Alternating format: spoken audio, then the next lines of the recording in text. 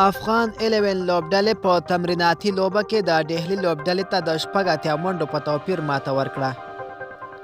د هندوستان په کرکټر نویډا ښار کې نن افغان 11 لوبډلې د ډهلي لوبډلې ته د 80 منډو په توپیر ماته ورکړه. دا چې د پچ په ګټلو سره افغان لوبډلې لومړی توپوهنه ترسره کړه او د باران ورښت له امله لوبه 19 اورونو ته راښکته شوې وه.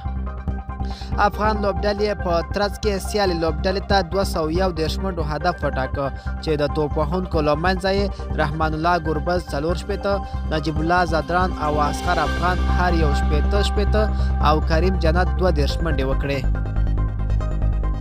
ورپسې د ډهلي لوبډلې توپوهنه پیل کړه چې د افغان 11 لوبډلې پر وړاندې مقاومت ونه شو کړای او یوازې د 144 منډو په ترلاسه کولو سره یې ټوله لوبډله له لاسه ورکړه.